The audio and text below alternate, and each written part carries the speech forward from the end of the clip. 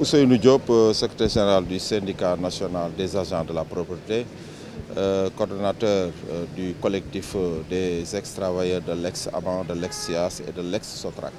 waaw bon problème bi ñu ñoo ko gisandoo Sénégal yëpp gis nañ ko mën nañu waxuma de façon nationale mais internationale ay liggéeykat lañ yoo xamante ni dama koy wax toujours yàlla nañu saraxuwuñu dañoo jox suñu ñaq ak suñu doole yëpp la nation sénégalaise.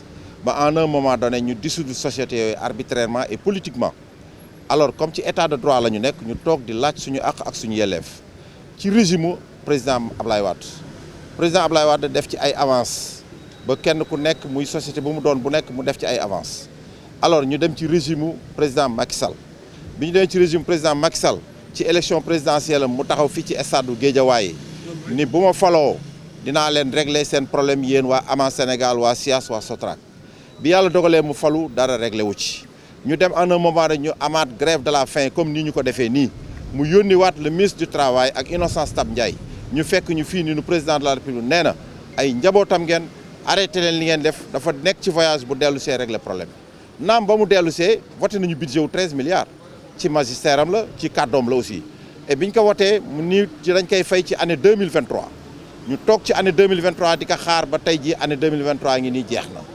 budget boobu nag ñu nu voté loon muy 13 milliards yi jox nañ ñu ci veille tabaski bi 1 milliard 600 ñu jàpp ko en guise d' avance reliquat bi nag moom la ñu continuer di ko laaj te li ñu koy laajee nii noonu lañ koy continuer di laaj ba ñu jox ñu lu ñu moom donc loolu mooy la situation président de la république nag je pense que ni war na fàttali ko émission bu yàggul bi ko Assane Gueye interrogé ni ko kat waa SIAS waa AMA waa SOTRAC ñi ngi may laaj fan nga toll ak ñoom mu ni leen lu ñu wote ci budget amatul discussion fay rek moo ci topp kon bu ñu toogee ba ci yàgg ministre des finances ñëw Mamadou Moustapha Ba di wax ay leneen ak leneen day mel na ni ñoom li président santaane jëfewuñu loolu kon nag ñun dañuy interpeller le président de la république que mu xoolaat situation bi ay njabootam ñoo nekk fii parce que nag régime bi mu nekk danoo bokk si ñu ko fal xeex guddi xeex bëccëg porte à porte ba mu falu kon yaakaar naa ak ku mu mën a defal ku ne dañ cee bokk kon ñi ngi koy demander à ce que mu revoir situation bi très rapidement grève de la faim bi yàgg na tey la ñuy comptabiliser 12 jours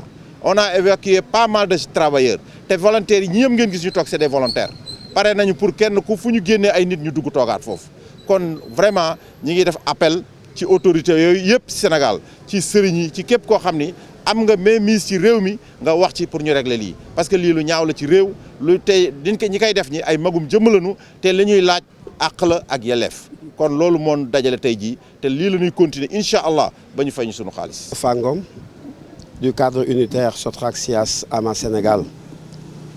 Vous venez de vivre avec nous en direct l'évacuation d'une de nos épouses qui sont entrées dans la danse depuis 24 heures pour manifester leur solidarité par rapport à leur mari. Chose promise donc, chose due. Elles nous avaient promis qu'elles allaient nous relier dans la grève de la faim. Elles sont venues. Et malheureusement, vous avez vu l'état de santé de celle qui vient d'être évacuée vers les structures de santé. C'est un appel très fort que nous lançons au président de la République et aux autorités de ce pays. Comme l'a dit Ousseynou, c'est un budget qui a été voté dans le budget national 2023. Et nous sommes au mois de janvier, nous n'avons pas vu la couleur de notre argent. Et c'est le président de la République qui nous avait promis, comme il a dit dans une émission avec El Hadji Assane Gueye, une fois le budget voté, une fois le passif social inscrit dans le budget, cela veut dire qu'on va vous restituer votre argent. Le 1er mai, lors du dépôt des cahiers de doléances des centrales syndicales, il avait même promis de nous recevoir, au-delà de nous payer, qu'il allait nous recevoir. Et jusqu'à présent, nous n'avons absolument rien vu. C'est pour lui dire que de deux choses l'une, soit il nous paye notre argent et nous serons en mesure de lui dérouler un tapis rouge pour une sortie honorable. Nous n'avons pas notre argent, nous allons lui réserver un tapis jonché de cadavres. C'est dans le cœur de marcher maintenant sur ces cadavres pour quitter le pays. Mais ok, on y va.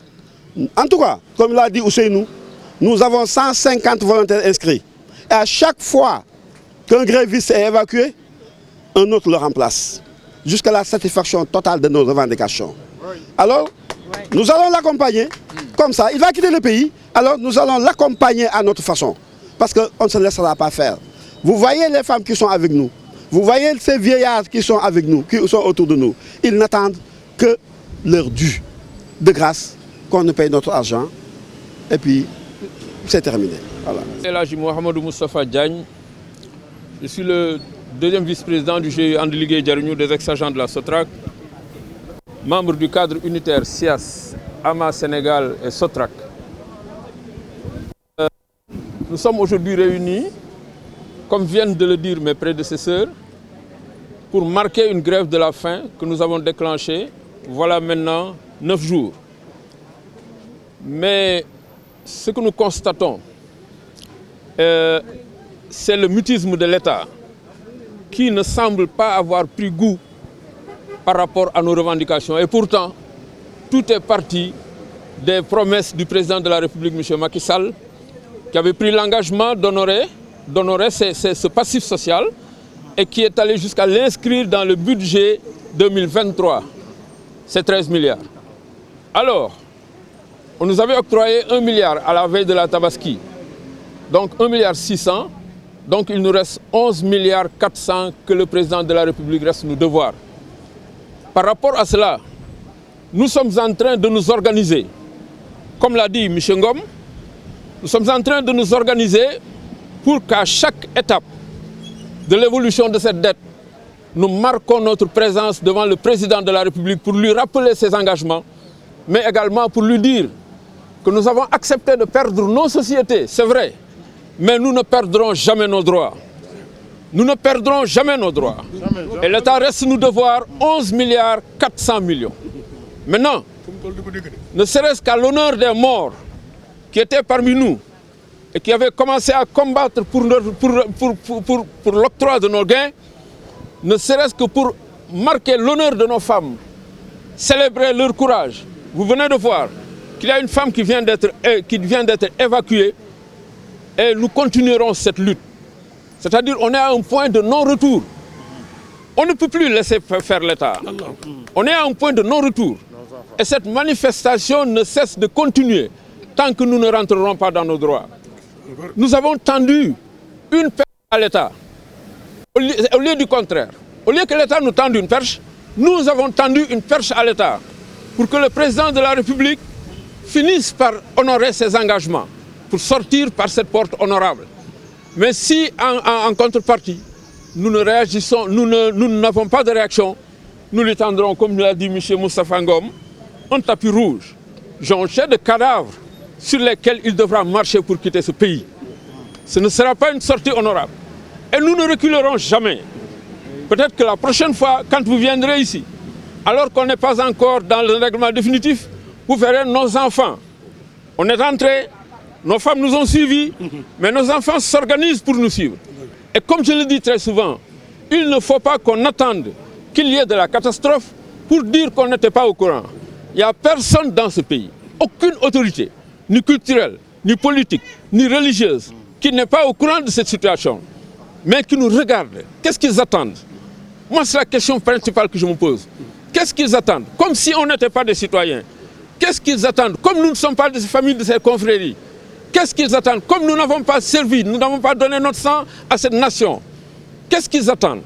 Ils attendent qu'il y ait de la catastrophe pour venir dire oui, et qu'ils ne nous le disent pas, de grâce. Nous sommes prêts à donner nos vies et nous avons commencé à les donner. Quelle que soit la suite, rassurez-vous que nous ne reculerons plus par rapport à cette situation. À bon entendeur, Monsieur le Président de la République, salut.